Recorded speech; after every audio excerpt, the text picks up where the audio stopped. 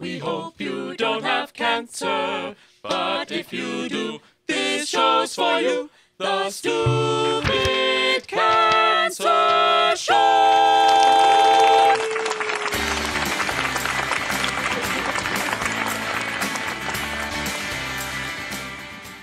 Hello, everyone. Welcome back to another episode of the Stupid Cancer Show. I'm joined here today by Maria Falzone. Hello. Little John Oliver thing there. Ta-da! Welcome to the Stupid Cancer Show. Thank what you. brings you here today? To visit you, Matt, to go ahead and talk about what happens when you get a diagnosis, to kind of take a look at your diagnosis as a choice. You know what I mean? Like, I didn't choose cancer, but I have a choice in how I'm going to be with my cancer. And I have a choice about, well, I'm terminal, and now terminal, I don't know. We should have led with that. Terminal cancer. Right, terminal cancer. And now... You know, George Carlin has a funny bit about how airports should not be called the terminal. I know, exactly. Yeah, well, sometimes it does feel like you're in, it is terminal in a cancer. When did this start? When did this start? In an airport. A year ago, a year and a half ago, in June. And out of the blue. Well, I felt like something was wrong, and I had to advocate for my health. So I kept getting these, what I thought was heartburn, and I had a really bad episode, and I was always getting sick, but I had heartburn, and my shoulder would freeze up, and my palm would get numb, which doesn't make sense when you have heartburn. And so, you know what I mean? And the doctor... Wait, did they tell you you had heartburn? Yeah, she's like, oh, I don't know what it is. And I said, I'm having night sweats. I said, I thought I had an infection. I go, something's wrong. And I'm laying on the table. I go, and I'm not leaving here until we figure it out. Right. And I said, I'm still a little tender because she couldn't see me the next day. And I just went like this, and she pressed down, and I started to cry. Wow. And she panicked. Okay. And she said, okay, we'll get you for an ultrasound. I think it's your gallbladder. And so I went for the ultrasound. The radiation tech came in, and he said, or whatever the dude is with the... the lead vest. And the bank vault, they lock you in for all that stuff. And everyone steps out. And if you didn't have cancer, you'll get it after your eighth bank vault treatment. Exactly. Yeah. So he said, you have some spots on your liver. People get spots on your liver. Go get an MRI. And I got an MRI. And the next thing you know, I was seeing an oncologist. And I just looked up liver cancers, and I just didn't want the dick-sucking one. Because I'm not a big fan of sucking dick, just in case you were wondering. And I am a safer sex educator and sex positive, but not a big fan of sucking dick. So I didn't want and I have to tell you a dick sucking The FCC story. is not a sponsor. I know, thank God. So I ended up having cholangiocarcinoma, and the survival rate is less than 2% for 5 years. Wow. And so I did chemo because I had a teenager and I wanted to be proactive. And I had to have part of my liver removed. And then I went for my 6-month scan, and the tumors were back in the liver. So most likely chemo didn't work. And I had my port removed after the first treatment. I said, I will not do this again. Did they do liver transplants? Is that an option? Is that it wasn't an option. No. And I don't have the gene mutation in the cancer itself, so I'm not available. I'm not eligible for any kind of targeted immunotherapy. And I have an existing autoimmune. It's a very I have. You're the whole package. Condition. No, I can't do it. So I have to go ahead and and I'm cool. I'm cool with dying. I've had this most incredible life ever. Hashtag cool with dying. Cool. Oh my God, is that a cool with dying? We should start a hashtag cool with dying. I think we just trended. Yeah, we just did, because I really am cool with dying. So now I'm just focusing on my legacy and what I want to leave behind. I think what's really interesting is that you are at the same time managing something so serious, and yet you're a comedian. Yes. Which we should also have led with, comedian extraordinaire. Yes, exactly. Tell us about your craft and how that all originated. I was, excuse me. I was I actually have a story that's on my YouTube thing about how I came out as an actress to my dad, which is the worst thing you could tell your Sicilian father. I came out as an actress. I know, and I know I look like a lesbian. I love lesbians. I'm queer, but I'm not a lesbian. And so I think he was waiting. I'm like, Dad, I have something to tell you. And I said, I want to be an actress. And he's like, I disown you. I have no respect for the actors. Talia Shire, Robert De Niro, Al Pacino. I'm like, Dad, do you know any other actor than The Godfather, right? Yeah, there's a that's all he knew. He goes, they're all screwballs. Like, our entire family is screwballs. Yeah. So I go, it's not going to stop me from being a screwball. Right. And I said, I can live with you. And this really, I think having done this marked my being brave throughout life. Yeah. Because I literally was disowned by my dad. And I said, I can live with you disowning me, but I can't live without ever trying. And I don't ever want to be on my deathbed saying I should have, or I wish I did. And this was something that I had to do. Well, no one ever, on their deathbed, no one ever says, I wish I worked harder. Yeah, exactly. Well, actually, I don't mind working harder. I love the working harder. Or I wish I spent more time with my company. Yeah, my company, or at the job that I hated to make more money. Right. To buy the, And so I didn't like the theater, and a friend of mine, and I'll tell you who the acting teacher is after, was my roommate, was friends with a guy in Boston who was teaching stand-up comedy. And that's Ron Lynch. And who graduated from Ron Lynch's class is Louis C.K., Wendy Liedman, David Cross, Brian Fraser. And then I was probably the third or fourth generation of students that went ahead and graduated from that class. And I was hooked. I loved stand-up comedy. I loved it. And then who were your idols? That was it. It's really funny. I was just talking to Mark Unger, and we had been hanging around, and we didn't know each other. He actually has a show coming out on Amazon called Thespian. Really? Yeah. Cool. But it wasn't on last night, so I'm still looking forward. Mark, where's your show? So anyway, we were talking about that, and most people, Bill Hicks died of pancreatic cancer. That's right, he did. Really, he was the one who taught me to be courageous on stage and not go for the laugh, go for my truth, and to trust that the funny would come. Whereas before, I would always write for the funny, and then just to trust that I was funny and to stand in it, and it would just naturally come if I stood in my truth, whatever it was, and not to be afraid to be controversial and to speak whatever my truth was. So no dad jokes like I tell my kids? No dad. Can I tell you a dad joke? No. Yes. Where does money swim? In the currency. Sorry. I'm so sorry. I'm so sorry. Forgive him. We both have chemo brain. Yes. So what's your tone? What's your style? I've heard your bits and they're really funny, but where do you get your, you're coming from an organic place, but absolutely, your tone and your approach and the way you explore with the audience? It's just whatever is in the moment, but also what is, I think that as a comedian, our job is to call bullshit. Yeah. That's basically our job. We just see it like it is. And eventually when I became a comedian, my dad had huge respect because comedians told the truth. And he had respect for that. It did. He had great respect once I went ahead and became a comedian. So I think that whatever my truth is and whatever it is and how I see things, and really to call bullshit on society, to call bullshit on ourselves, to call bullshit on myself. So I think that's my style. Well, morbidity, mortality, and humor. What's the comedy plus tragedy, or comedy plus tragedy plus time? Comedy. I forget the line. I have no idea. I know this. It's something like tragedy plus time equals comedy or something like that. Like Woody Allen said that. Okay. Someone will correct me in the comments below. And it sounds like math, which I'm not good at, So right. Or comedy equals tragedy plus time, like how Springtime for Hitler worked. Oh yeah. Yeah, you do need a little, but yeah, I think you do. Right. So, and then when I found the lecturing, because I lecture at universities to college kids about safer sex and sexual assault prevention, that's really where I found my art form, was to be able to use my humor to change people's minds, and then also to have the ability to go places that were dark and not be funny, and then bring the funny back. Right. So it was laugh, laugh, laugh, bang, laugh, laugh, laugh, bang. And when your mind is open, there's a wonderful quote, and I quote it all the time. It was from a collection of monologues for women written by Dario Fo and Franca Rama, called Orgasmo Escapes from the Zoo. Wild Orgasmo Escapes from the Zoo, I think was the name of it. And we'll find it and put a link below, trust me. Yes. So to the collection of plays. But the first monologue, the woman is introducing the play, and her very last line is, some of the monologues you're going to see are grotesque, provocative, but always funny. Because as a certain man of the theater, and she quotes Moliere, said, when you go to see a tragedy, you cry and you're moved, but the meaning passes like water over glass.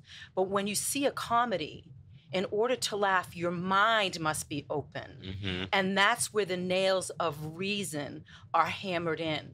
And we hope you leave tonight with your brain hammered wide open.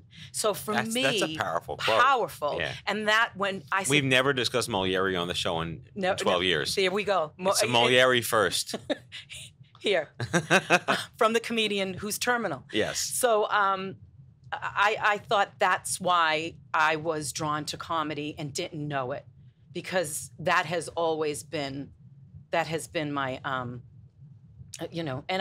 that's been what I was put on this earth to do. I was going to get that tattoo if you asked me, and now another French playwright, Émile Zola quote, if you ask me why I was born as an artist, I will tell you I have come here to live my life out loud. And then I was going to add ... So listen up, motherfuckers. So there really was that sense of You're have something officially the to say. cultural attaché to the Stupid Cancer Show. You're forever christened as. So tell me more about your passion for the sexual health concerns. Well, I originally got into the job because I wanted a gig that paid well, that I didn't have to, that I could go ahead and travel and still audition for television. Right. And I fell in love with it because right after a show, I have a line of students, of young people who would come and talk to me about some really serious things that they were ashamed about, uncomfortable about. They had never told anyone. So they might have disclosed that they had an STI, or that they had been sexually molested, or that they had been sexually assaulted, or that they've never orgasmed, that they felt uncomfortable with their sexuality, that they were transgender, that they were gay. And it was through those conversations that I started to adjust my show and said, oh my God, so this is what's going on underneath. These are the things that need to be said on stage to young people to heal this generation. And, one of the things that really, to me, is just so amazing is I never thought, because I've been doing it for 20 years, that I thought I'd have to continue to talk about homophobia and encouraging gay people to come out. And then I'm like, I'm going to die with that being done. I'm so in love with you, this young generation, and what you've done. I'm humbled by how you've altered the conversation in this country, and I think it will go out into the world about homophobia. Yep. I mean, once DOMA passed, it was like, we've come so far. Yes. Absolutely. Yeah. Absolutely. And so now I think it is, we still have all of this stuff that goes on as a sex educator where, politically, it's a polarizing topic. And I think it's because there's a lot of fear and shame around sex. And of course. If we continue to be afraid... Well, we're still a very puritanical culture. But we are, and we don't take a look at the price that we pay when sex lives in the dark. Right. Because when sex lives in the dark, nasty shit grows. And in order to sanitize it, you need to bring it into the light. Right. And the truth is that we're sexual. 99% of the population is sexual. There's that 1% that's asexual. Yay, ace people, go. And then, the rest of us are. And to talk about that, like the things that we don't talk about, death. We don't talk to our children about death. We skirt the issue. We don't go ahead, and we don't talk about it within conversation. We don't talk about money, and we don't talk about sex. We joke around sex, and they're all vital and important to society when we don't. And so that needs to change. And I think that you young people will do that. And I'm going to encourage you to talk to your children about sex, because it doesn't matter what goes on in the White House or the Senate or any of those political houses, what goes on in your house. You are going to be the people that change that through your children by having those conversations. Such a shame that you don't care about this issue. I know. No, it's what gets me up in the morning. Yeah. So, obviously, it's not even an elephant in the room, but you are a terminal cancer patient. You have a teenage child. I do. How are they? She is she's in college, and I said to her, when you go to college, please go into counseling. So she's gone into counseling, and she's really just an amazing, badass, brilliant kid. And I think that the way that I live my life is a model for her. So I'm being courageous about it. She's being courageous about it. And I'm always kind of preparing her. And I just went to visit her, and she said, Mom, I'm going to ask you not to talk about that stuff anymore, because when I'm with you, I just want to be with you. She was doing that pulling away because this is going to hurt. So in our mind, we think it's going to hurt less if I pull away now. And she just really came to understand that that doesn't work. And so she says, I just want to enjoy all our time together, and this is sad. And can you not? And I said, absolutely, I won't do that. And then what happened is she started to talk about what she's going to do and how she's dealing with it. You know, it's such a phenomenal full circle where we started around choice. Yes. Which is something that we are guaranteed in this country to a certain extent by the Constitution, but we don't really exercise in the face of fear. No, we don't. We don't believe it. We really don't. We don't.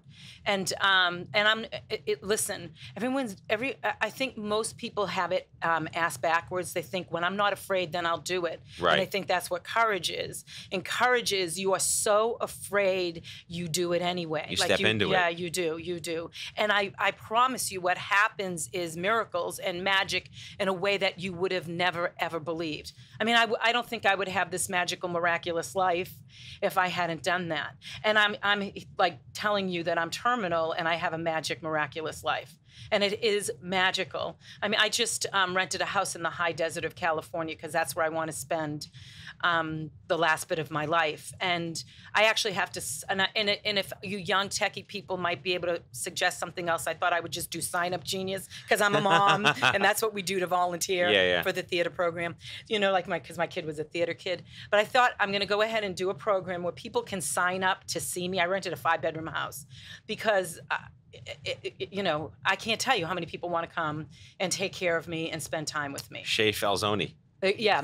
Well, that's your domain. Yeah. Actually, no, casa. It's because it's a hacienda. Wow. It's it's over 3,000 square feet on 2.5 acres with a pool and a spa, and it's dirt cheap because it's the high desert of California, but it's going to be magical. You're one of the most human people I've met in a very long time, facing the fear and defining what life really is on your terms. On my terms. You know, I did the whole travel thing. I'm taking my kid to Tahiti, and I'm taking her to Bora Bora for Christmas. It's like the big, in Hawaii, it's like this is our big trip that, you know, of a lifetime that she'll remember.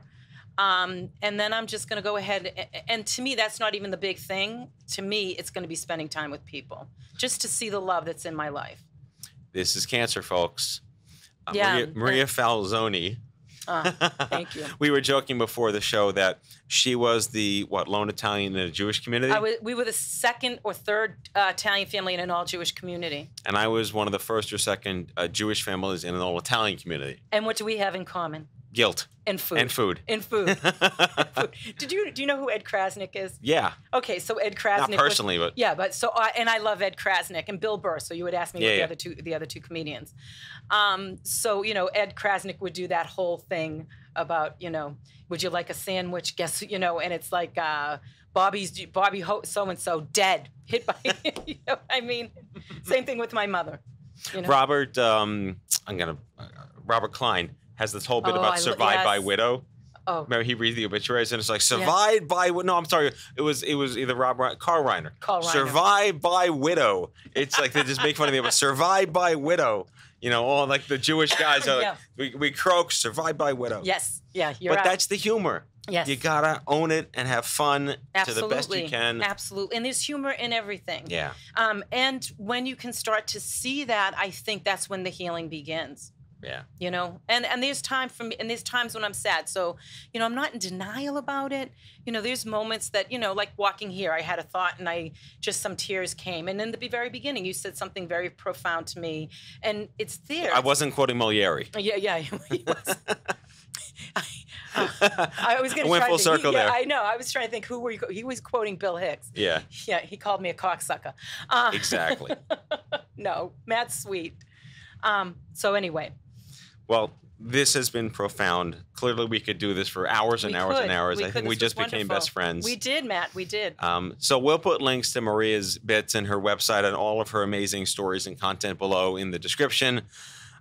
Wow, what a powerful human you are. Oh, my God. Thank you so much. In a non-platitude kind of way. Yeah, thank you. Just an authentic humanity way. Thank you. This was really wonderful. I didn't know what to expect. I was a little nervous. Well, that's the whole point is you don't know what to expect when you're expecting to come on this show, as everyone who watches clearly knows, but Maria Falzone, thank you so much for coming in studio, sharing your story, being present, being honest, being raw.